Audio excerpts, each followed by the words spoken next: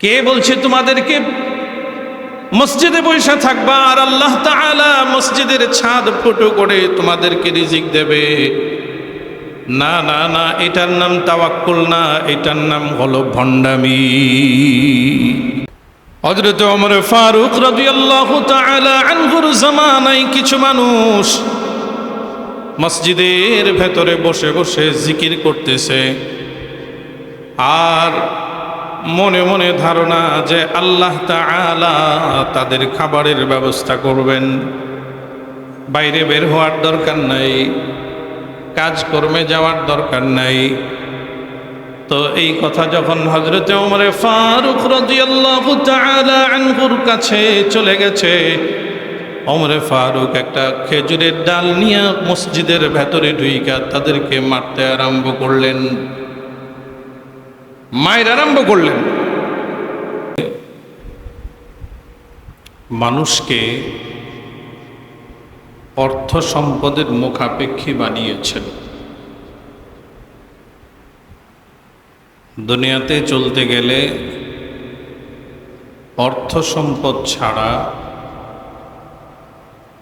কেউ স্বাভাবিক জীবন যাপন করতে পারবে না।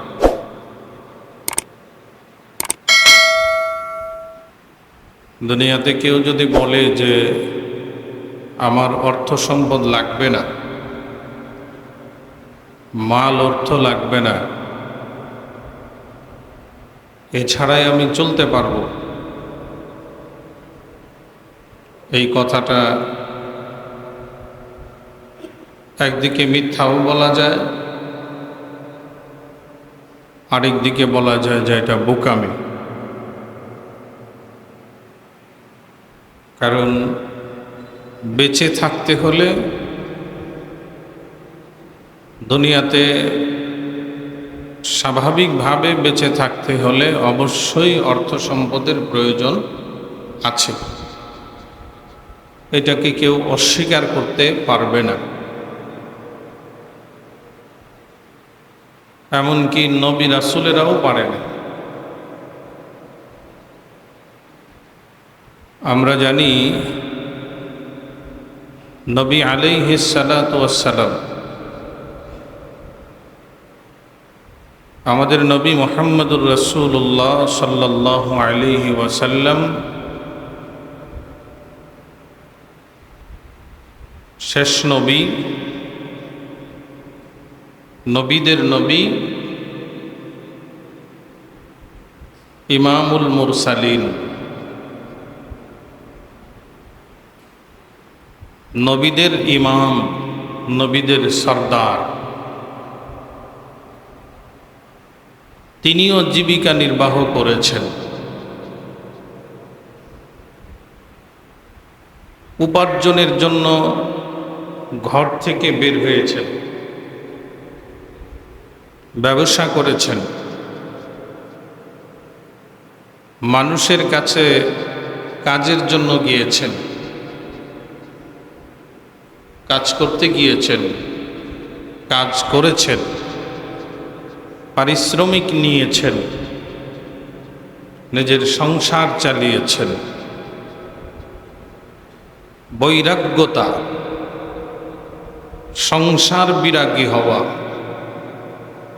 সংসার ছেড়ে চলে যাওয়া, অলস অকর্মণ্য জীবন যাপন ইসলাম সমর্থন করে না, ইসলাম সুযোগ দেয় না। যেজন্য আল্লাহ তাআলা কোরআনুল কারীমের ভেতরে বিভিন্ন জায়গায় বলেছেন, আল্লাহ বলেন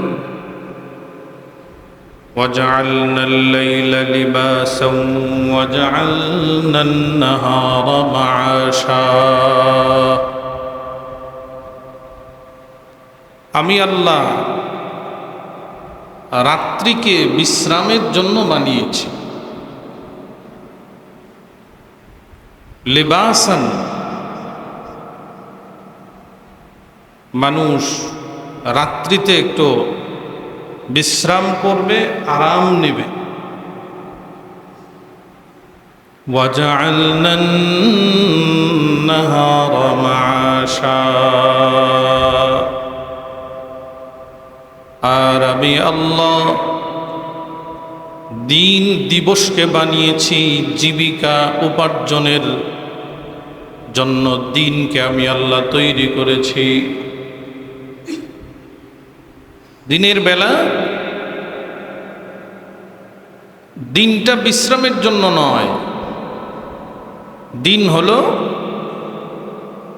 জীবিকা উপার্জনের জন্য বেরিয়ে পড়ার।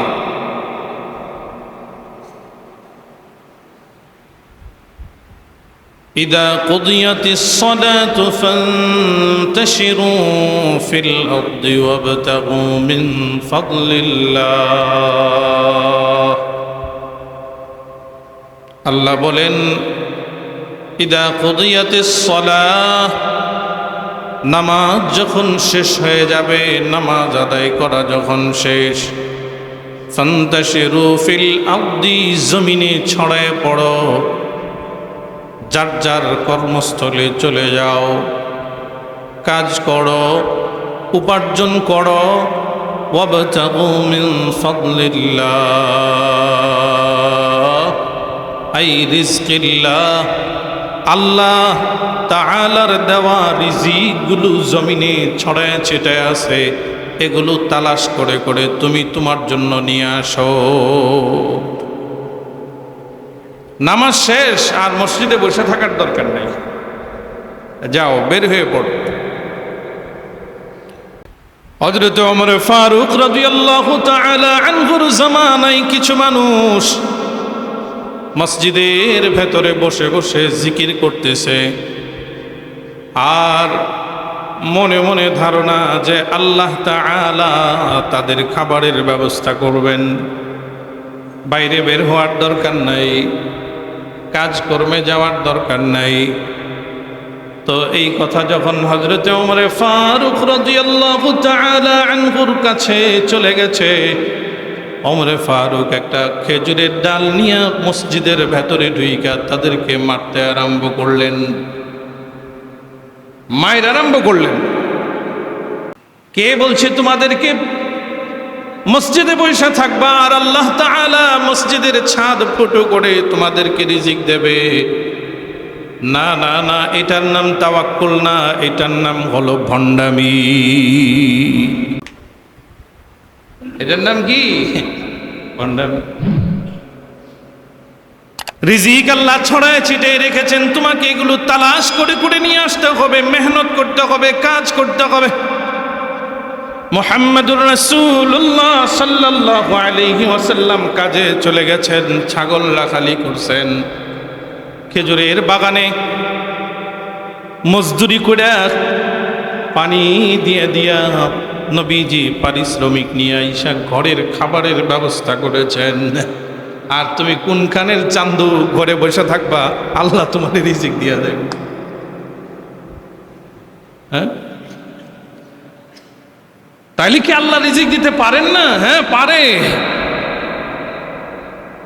তাইলে কি আল্লাহ পারেন না? বলে হ্যাঁ অবশ্যই পারে। এরকম ঘটনা বহু ঘটেছে। আল্লাহ তাআলা বান্দার মুখে রিজিক তুলে দিছেন, কিন্তু এগুলো হলো অ্যাক্সিডেন্ট, এগুলো হলো মাঝে মাঝে ঘটে যাওয়া ঘটনা। এটা দুনিয়ার স্বাভাবিক নিয়ম না। দুনিয়ার স্বাভাবিক নিয়ম আল্লাহ যেটা বাতায়ে দিয়েছেন, যেটা করে দিয়েছেন, সেটা হলো ইনকাম করবা তো তোমার ঘরে আসবে, ইনকাম করবা না আল্লাহ দিবেন না। তুমি দৌড়াইবা আল্লাহ দিবে, এমনও তো আছে দৌড়াইলে তো আল্লাহ দেয় না।